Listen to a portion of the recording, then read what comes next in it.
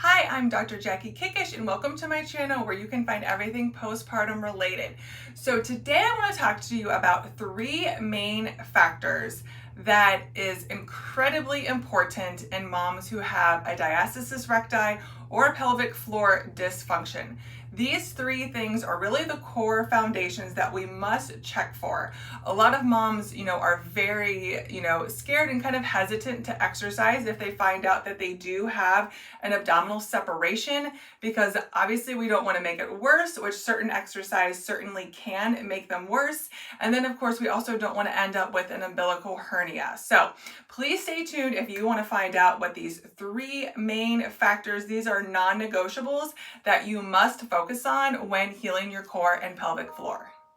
Before we get started today, make sure you grab my quick start healing guide for your diastasis recti or mommy tummy below. It also includes a free 14-day exercise plan to get your body safely moving and re-strengthening your core. So make sure you grab that below in the show notes.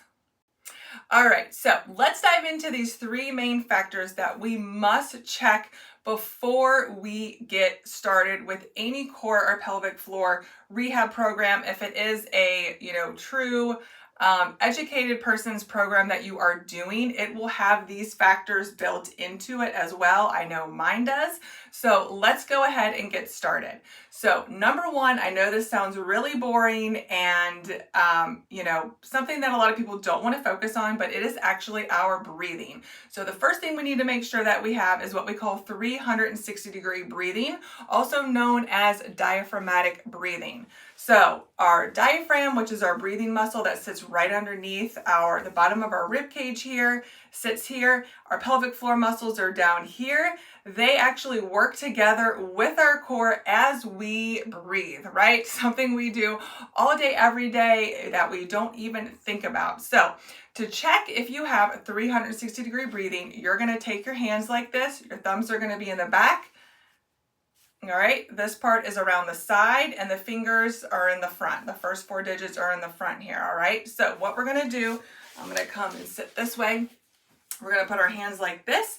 We're gonna take a deep inhale and exhale.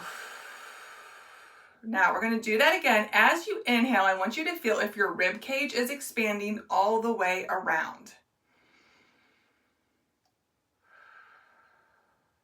Now, I'm probably sure that you feel it expanding in the front, but are you feeling it in the sides and in the back? For most moms, we do not have a lot of rib cage and diaphragm, range of motion and mobility in the back. All right, so the back of our ribs and also in the side a little bit.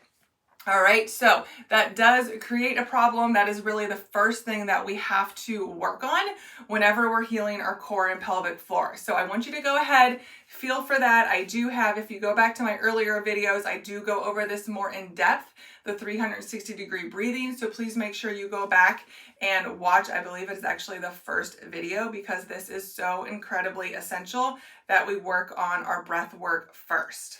All right, so that is the first thing.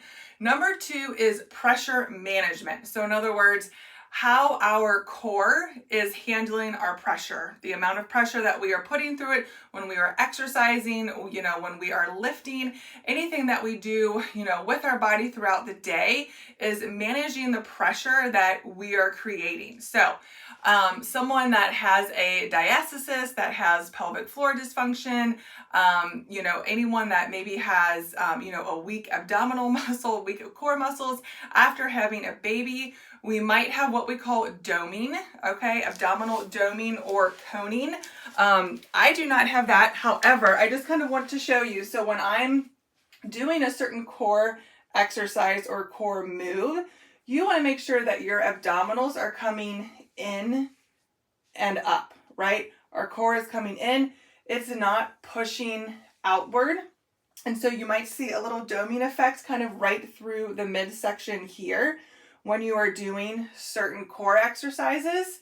And you can do this by checking yourself, or you can videotape it as well. However, This is something that we want to make sure we do not have before really beginning any exercise program, because it can make a diastasis worse, and it actually can lead to an umbilical hernia, because this basically means that your core cannot handle the amount of pressure that you are putting through that. Okay, so when I'm assessing this with clients, I have them do, core exercises, even side planks here, even modified planks, to see how they're able to handle the pressure in their core. And so that is something, just managing the pressure in the core is the next step that we must be able to do with any, core dysfunction or pelvic floor issues such as urinary leakage, back pain, pelvic pain. That's something we also have to be very aware of. All right, so number 3 is posture. So if you've been following me for a while on social media or in here, you know that posture, I know it sounds boring, but it is so incredibly important. That we make sure that we have a balance within our posture system. All right. So this again is something that I look for, with all of my clients. I assess their posture from head to toe because everything is really connected to one another. So something that you're doing at your head and neck or even your feet can actually be affecting your core and pelvic floor. The most common, type of postural deficit or impairment is what we call an anterior pelvic tilt, which I will show you here in a few pictures. This is the posture that we, naturally go into when we are pregnant. Because of the weight and the growing baby in the front, it tends to shift our pelvis and hips forward. It creates like an increased arch in the back, so those low back muscles are very tight. A lot of time our glutes and our buttocks muscles are turned off and weakened, and obviously our abdominal muscles are very weak and stretched out. So it's very common for us, several months postpartum, even years postpartum, we are still kind of caught and stuck in this posture because we have not addressed that muscle imbalance. All right, so let's go ahead and review. So number 1 is checking your breathing, making sure that you have 360-degree breathing. Number 2 is checking our pressure management system, making sure that our core can handle the amount of pressure that we are putting through it. And number 3 is our posture. We have to check our posture. All right, so those 3 things are what I call the core foundations. Any program that you might take for postpartum recovery, healing your core and pelvic floor, those 3 things must be included. Those are non-negotiables to healing your core and pelvic floor postpartum.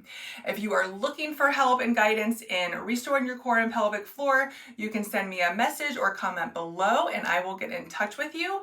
And I hope you found this video helpful. Please make sure you like and subscribe so that you don't miss out on other great content like this. I'll see you again next time.